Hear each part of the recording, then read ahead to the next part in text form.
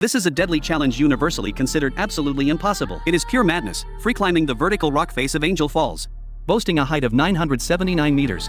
Entirely without a safety rope, one must climb the mossy, slippery rock surface, supporting their entire body weight with just the sheer strength of their fingers. When two dangerous criminals began attempting this wall without any safety gear, veteran detective Mark, who rushed to the scene, didn't hesitate to tackle the rock face barehanded to catch them. Climbing this sheer cliff not only stripped away their physical limits, but it was also a brutal torture where looking down into the bottomless abyss even once could completely shatter one's mind. Along the way, one of the criminals lost his footing and hung from the wall by just 5 fingers, but eventually lost his strength and plummeted headfirst into hell. The surviving Mark and the criminal leader, Luke, wandered on the edge of death countless times before finally reaching the summit. Cornered, Luke suddenly spread his arms and leaped from the top of the roaring waterfall straight into the abyss without a second thought. To catch him, Mark also dove into the raging rapids, and the two were instantly swallowed by the violent, muddy torrent. Waking up from a coma, Mark was informed that Luke's body had never been found. The police concluded that Luke had completed the ultimate trial and escaped.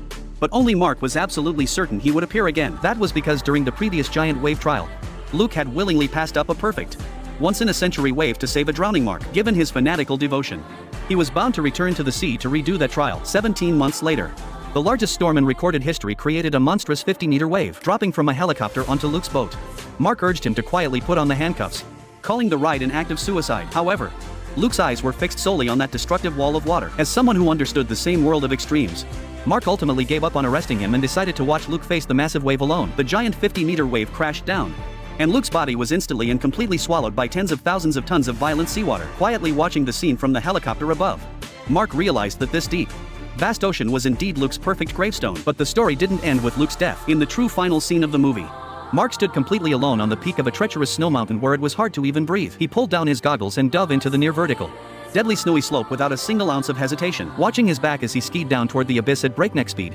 a terrifying question crossed the mind. After this endless pursuit, did the police officer completely bury the dangerous criminal? Or did the mad soul of the criminal completely take over the officer's body?